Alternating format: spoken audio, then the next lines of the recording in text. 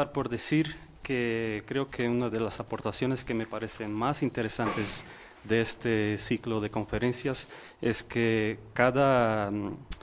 ponente ha presentado su propia visión, sus propias metodologías de cómo trabajar la cartografía desde distintos puntos de vista. Y yo quisiera, antes de empezar con el tema que les traigo aquí hoy, quisiera proporcionarles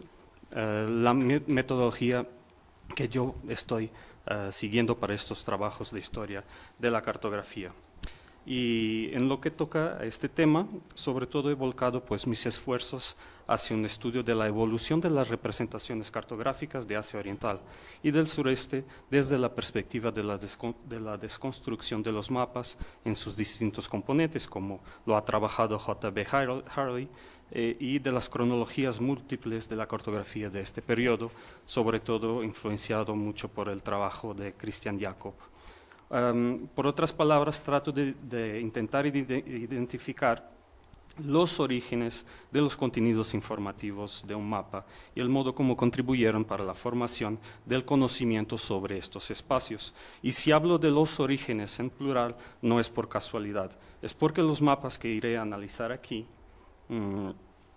o sea, la cartografía de base náutica producida en el marco de la Corona de Portugal o de la monarquía de los Habsburgo, estos mapas son repositorios sistematizados de información obtenida a través de procesos exploratorios que no han ocurrido todos al mismo tiempo, es decir, no están inmediatamente disponibles a la Corona para incorporación y ulteriormente organización en los centros cartográficos. Por ello, esta cartografía no refleja necesariamente un conocimiento geográfico actualizado a lo largo de toda la superficie representada. Al contrario, lo que contiene son temporalidades múltiples que son el producto de experiencias humanas únicas con el espacio incorporadas en mapas en circunstancias muy particulares. Y ahora trato de concretizar todo un poquito más. En la actualidad miramos a un mapa y constatamos sin sorpresa que hay una sincronía de la información que lo contiene. O a lo mejor ni siquiera lo constatamos, es natural que en un mapa, por ejemplo, de 2017, el topónimo Ciudad de México sea exactamente del mismo año que la ciudad de Faro, donde nací yo. Entonces, o de cualquier otro topónimo presente en este mapa. Pero si miramos a un mapa y nos falta, por ejemplo, el país Sudán del Sur, que se reconoce en 2011, entonces verificamos que algo no está bien y nos percatamos que ese mapa no es de nuestro tiempo. Y algo semejante va a pasar con el topónimo de esta ciudad, que recién acaba de cambiarse de DF a Ciudad de México, y las nuevas generaciones, pues, al mirar un mapa anterior a este año, pues, constatarán que algo también no es de su tiempo. Y en los siglos XVI y XVII, la actitud de quien mira un mapa no es sustancialmente diferente, en el sentido en que los mapas son espacios de reconocimiento, más allá de espacios de conocimiento. Cuando un lector de mapas, para retomar una expresión que le gusta mucho a nuestro amigo Francisco Roque de Oliveira, se detiene sobre un mapa, hay una fruición estética y cultural que es tanto más completa en la medida en que la imagen pueda ser asociada a una narrativa complementaria que se conoce en otro soporte. El caso de China, por ejemplo, en el mapa de Luis Jorge de Barbuda, es un buen ejemplo de lo que estoy diciendo, porque una persona que mira este mapa, pero que al mismo tiempo ha leído el libro de Bernardino de Escalante de 1577, verifica que la información que va a encontrar en este mapa directamente transitó de la obra de Bernardino de Escalante. Entonces, del mismo modo, en nuestro tiempo, nosotros podemos buscar en los mapas para ubicar focos de tensión política, como la tragedia humanitaria de los Rohingya en Myanmar, o trayectorias de misiles desde Corea del Norte, por ejemplo. Pero, aunque en la actitud genéricamente hablando sea similar, pues buscar espacios de reconocimiento, la metodología de análisis de estos mapas de la Edad Moderna exige otros cuidados distintos de los actuales, porque precisamente una de las características más estructurantes de los mapas de la temprana Edad Moderna es el hecho de ser, en su esencia, anacrónicos. Les doy un ejemplo. Si un topónimo es incorporado en un topónimo, una línea de costa, es incorporado en el marco de una expedición oficial, pero la interacción con el espacio no se mantiene, entonces no hay una renovación. Ese topónimo o esa línea de costa puede permanecer cristalizado, literalmente abandonado, en un mapa, mientras que en otra región vecina puede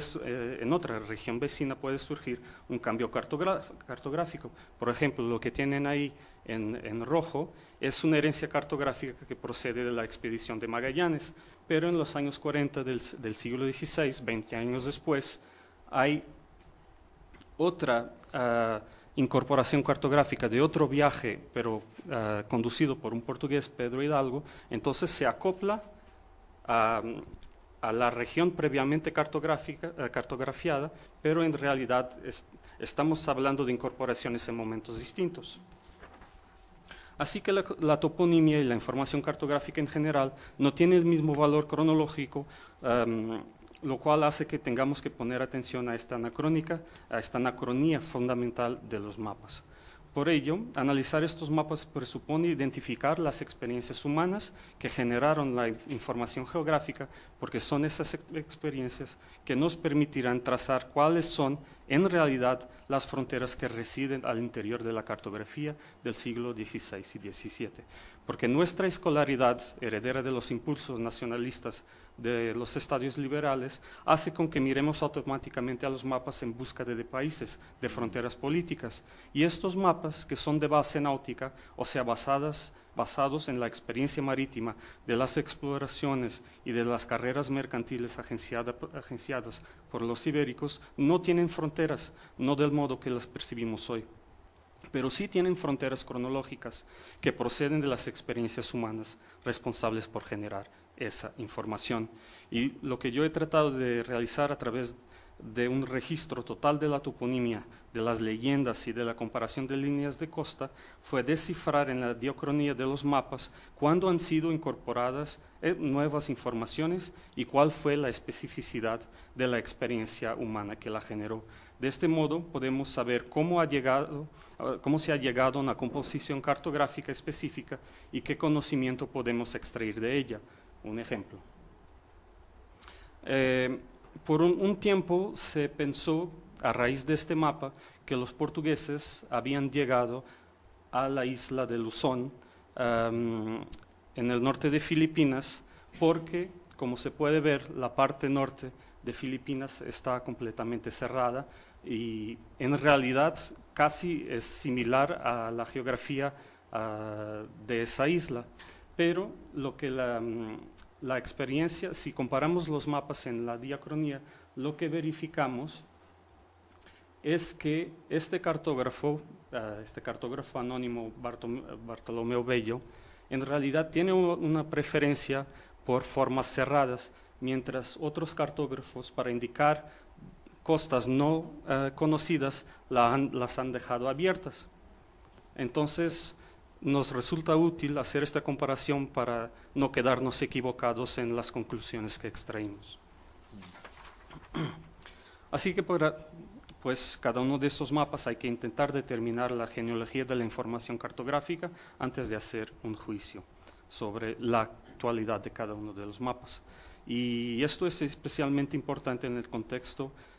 por ejemplo, de la cartografía holandesa sobre Asia, no manuscrita del siglo XVII, donde a veces los prototipos cartográficos en circulación tienen más de 20 años de retraso respecto a lo que se conoce de las versiones manuscritas. Y todas estas experiencias humanas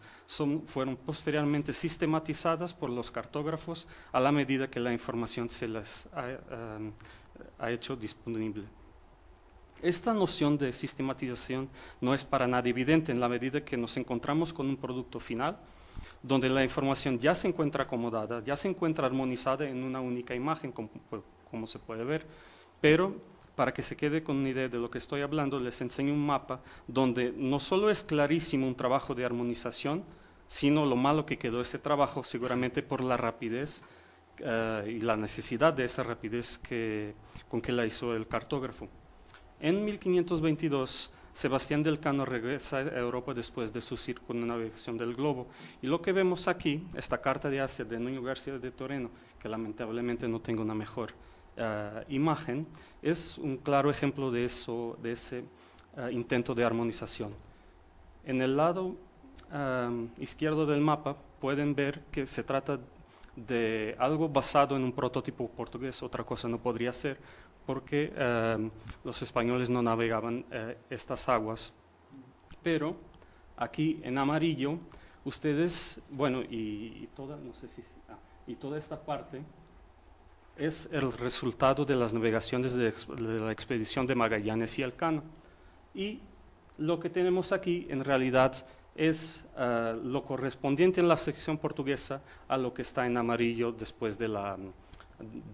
expedición de Magallanes y Elcano. Entonces, lo que está en amarillo y en naranja está duplicado en el mapa. Es el mismo área geográfico, pero duplicada porque el cartógrafo básicamente acopló el resultado de lo de Magallanes a lo que ya tenían de los prototipos portugueses. Bueno, cabe decir que este viaje tendrá un fuerte impacto en la cartografía impresa europea, influenciando las representaciones de esta geografía, aun cuando nuevos viajes ya hayan proporcionado nuevas representaciones cartográficas de esta región. Pero como el propósito de esta presentación es subrayar el rol de Nueva España en generar información cartográfica sobre el Pacífico Occidental, no me voy a detener en ello. Me voy a enfocar en los resultados de los viajes emprendidos por Álvaro de Saavedra Cerón desde Zihuatanejo en 1527 y de Ruy López de Villalobos en 1542 desde el puerto de la Navidad. Sobre todo este último fue responsable por una transformación de las representaciones cartográficas del Pacífico Occidental insular a partir de mediados del siglo XVII. Álvaro de Saavedra, que era primo de Hernán Cortés, había sido enviado para apoyar la segunda expedición enviada en 1525 desde España, desde A Coruña, a las islas del Maluco, que la corona de Portugal reclamaba para sí. No interesa aquí analizar a los diferentes momentos de la guerra que ocupó a portugueses y castellanos en el Maluco entre 1527 y 1530 y la gradual transición hacia un proceso de paz ante el impasse de ese conflicto que resultó en el abandono de los castellanos del archipiélago en 1534. Lo que sí quiero subrayar es que de esta larga estancia en el archipiélago resultó un intento de regreso al que me voy a referir en un momento, porque precisamente a pesar de nuevos reconocimientos de islas en el viaje de ida de Nueva España a Asia, identificadas por Amancio Landín Carrasco como parte, como las Islas de los Reyes, por ejemplo, que Amancio Landín Carrasco identifica como parte de las Carolinas, las exploraciones de Saavedra en el Pacífico solo tuvieron consecuencias cartográficas inmediatas en lo que dice respecto al intento de regreso en los sectores localizados a oriente de Maluco. En el islario general del cosmógrafo Alonso de Santa Cruz de mediados de los años 40 del siglo XVI, uno de los mapas que nos proporciona es lo que probablemente será la síntesis más actualizada del repertorio informativo sobre el Pacífico Occidental en manos de la Casa de la Contratación, pues incorpora los datos obtenidos por la expedición de Saavedra Cerón, pero no todavía los de la expedición de Villalobos. Como se puede ver, tenemos 3 conjuntos insulares aquí, y pese a que ya en el viaje de Magallanes Elcano se empezó a hablar de las Islas de los Ladrones, por el hecho de que los naturales habían robado un esquife de la nao capitana, como escuchamos en la primera sesión de José María, lo que tenemos aquí es un conjunto de 13 islas. Y este número es importante en términos de origen de la información, porque 13 es el número que Andrés de Urdaneta reportó al emperador en 1535 como siendo el total de islas de ese archipiélago, una información que solamente se obtiene en 1526, cuando la expedición de Jofre de Loaiza, que había salido de A Coruña, se encuentra a Gonzalo de Vigo exactamente en estas islas. Pero además verificamos la existencia de 2 archipiélagos más y una costa de cierta dimensión llamada Costa del Rey, precedida de una isla del mismo nombre. No abundan las fuentes relativas a estas navegaciones de Saavedra, pero por lo que se puede leer en los relatos del piloto Vicente de Nápoles y del Antonio Galvão, ex capitán de Maluco, es posible identificar estas configuraciones geográficas como parte de su itinerario. En especial, desde las Islas de los Pintados, nos explica Galvão en su Tratado de los Descubrimientos de 1563 que Saavedra descubrió una isla a que puso el nombre de las Pintadas por ser de hombres blancos. Y lo que es interesante aquí ver es los distintos canales de comunicación de la información geográfica. Los resultados de estas exploraciones fueron también incorporados en la cartografía portuguesa, porque la expedición de Loaiza Saavedra se rindió a los portugueses y estos han podido tener acceso a esta información. Pero cuando se incorporan estos datos en la cartografía portuguesa, por ejemplo, atribuida a Gaspar Viegas, de alrededor de 1534, se lee Isla de Hombres Blancos, y lo mismo en cartas posteriores. No permanecerá así esta configuración del Pacífico Occidental, porque a partir de los años 40, con la llegada de la nueva expedición, salida de Nueva España por Ruy López de Villalobos, vamos a tener cambios muy fuertes en las configuraciones preexistentes. Por un lado, vamos a asistir a una ampliación del complejo insular del Pacífico Occidental Norte, incorporándose todo el sector de islas y archipiélagos reconocidos, ya sea en el viaje de ida, ya sea durante los intentos de Bernardo de la Torre en 1543 por reconocer una ruta de regreso a la Nueva España, que no lo va a lograr. Y esto lo tenemos presente en este planisferio, que es de Sancho Gutiérrez, de 1551, pero que también todas estas informaciones fueron inmediatamente incorporadas a la cartografía portuguesa a raíz de una nueva apropiación náutica de esta documentación tras la rendición de la expedición de Villalobos. Por otro lado, tenemos también la incorporación de otro viaje de intento a la Nueva España, de regreso a la Nueva España, por Íñigo Ortiz de Retes en 1545, que resultó en la ampliación de la costa anteriormente reconocida por Saavedra, a la que se va a llamar la Nueva Guinea, topónimo que como todos sabemos permanece hasta el día de hoy. Y también este sector fue prontamente incorporado a la cartografía portuguesa. Y el último sector fue una renovación también muy profunda de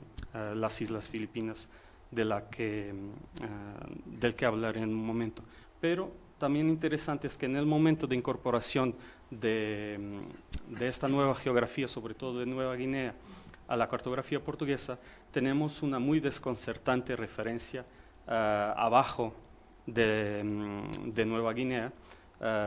y aquí dice que ha sido Fernando de Magallanes que la había descubierto por orden del emperador Carlos V, lo cual este cartógrafo, Fernão Vaz Dourado, es un cartógrafo que transita entre Lisboa y la India portuguesa, y es muy raro, es muy extraño que tenga esta información aquí, y aunque no lo pueda yo decir con seguridad, me imagino que esto puede ser algún reflejo de la idea que esta costa de Nueva Guinea se extienda hacia la Tierra del Fuego, configurando probablemente esa tierra austral de la que se hablará tanto en el siglo XVII, pero es una hipótesis que no tiene otra confirmación más allá de lo que serán en el siglo XVII las ideas geográficas sobre el sur del orbe terrestre. Y como había dicho, pues además de Nueva Guinea, el viaje de Villalobos resultó también en otro topónimo duradero, el de las Islas Filipinas. Y las Filipinas empezaron en realidad por ser la Filipina, como parte de una topoantroponimia basada en las figuras reales o vicerreales de la corona de la monarquía española. Entonces a Mindanao se le llamó Cesárea Caroli en honor del emperador Carlos V. a una islita que aquí prácticamente no se ve, se le llamó la Isla Antonia, que corresponde al actual Sarangani en honor de Antonio de Mendoza, virrey de la Nueva España, y se llamó Filipina en realidad al conjunto de las islas de Samar y de Leyte, porque en ese entonces se pensaba que era una sola isla, y no es sino cuando se descubre un estrecho entre las dos islas que se empezó a llamar las Filipinas, y de ahí se terminó por extenderse a todo el archipiélago. Y obviamente este topónimo jamás fue reconocido por la corona portuguesa hasta que el cambio dinástico ocurrido en 1580, por el cual Felipe II se quedó por heredero de la corona de Portugal, hizo que se tornara inevitable. Pero lo interesante es que pese a no reconocer esta toponimia de carácter vinculativo, la cartografía portuguesa incorporó el esencial de las navegaciones de Villalobos en este archipiélago, lo cual resultó incluso en el abandono de formas geográficas anteriores, en mi entender más detalladas, prefiriendo representar el itinerario del rival ibérico sobre estas islas, sobre la información de carácter regional que se había obtenido a partir de Maluco. Y entonces lo que vamos a ver es que estas nuevas islas de Luzón, Samar, parte de Leyte y Mindanao corresponden en su esencial a lo que vemos en la cartografía de Sancho Gutiérrez, con cambios estéticos y con una fusión de representaciones anteriores que ya existían en la cartografía portuguesa. Y bueno, después de 1580, esto va a sufrir un cambio tremendo en la cartografía portuguesa, porque esto que ven aquí respecto a las Filipinas es un modelo cartográfico del que tenemos las primeras representaciones a partir de los años 60, y pese a las nuevas exploraciones de esa década de los españoles en las Filipinas, en la cartografía portuguesa este modelo no va a cambiar hasta el cambio dinástico en la corona de Portugal. Y en primer lugar se verifica en las mismas Filipinas un cambio de raíz profundo. Este es un mapa holandés de Petrus Plancius que está basado en la cartografía portuguesa de Bartolomeu Lasso. Entonces, en realidad, es una ejecución holandesa basada sobre un prototipo portugués. Y lo que tenemos aquí es, en realidad, la incorporación de las nuevas expediciones, de las nuevas exploraciones, de Miguel López de Legazpi a partir de los años 60. Y lo que es interesante también es que aquí se van... No se puede ver bien porque no tenía una reproducción mejor, pero aquí se lee Archipiélagos de San Lázaro. Y este es el momento en que pierde actualidad en la práctica cotidiana el antiguo topónimo que había sido dado a las Filipinas durante la expedición de Magallanes, que se le había nombrado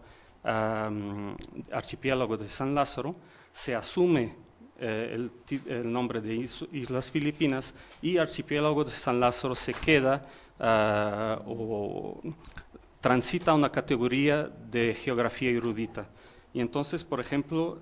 en 1604, el dominico Fray Gabriel Quiroga de San Antonio se referirá al archipiélago de San Lázaro para comprender todas las islas de la Mar del Sur, incluyendo a las Filipinas, que son las más conocidas y tratadas de los españoles o castillas. Entonces hay un cambio en lo que el archipiélago de San Lázaro suele incorporar, y el archipiélago de San Lázaro tiene la misma dignidad de otras categorías como Europa, América, Asia,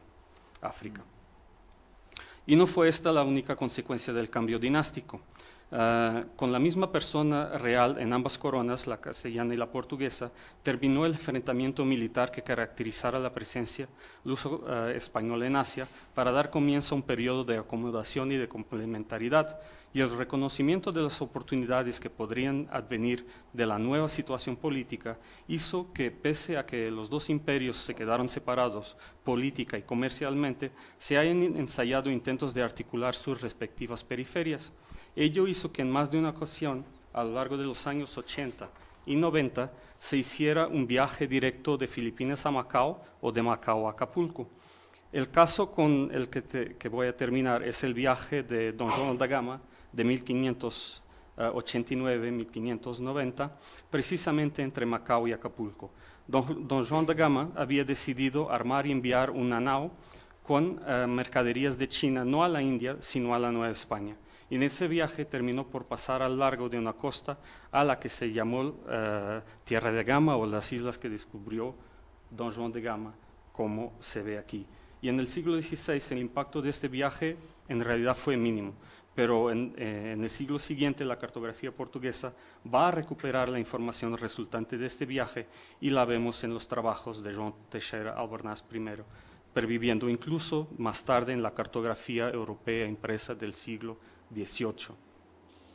La representación cartográfica del Pacífico occidental va a crecer en complejidad con la regularización de la carrera entre Filipinas y Acapulco y la mayor familiarización con las ladrones o las Marianas. Y al terminar el siglo XVI,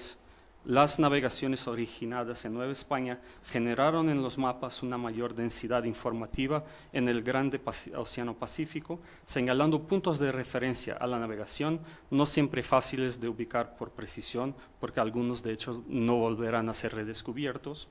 y que en larga medida se van a cristalizar. Y mientras tanto, los cartógrafos siguieron renovando el escenario insular del Pacífico, contribuyendo más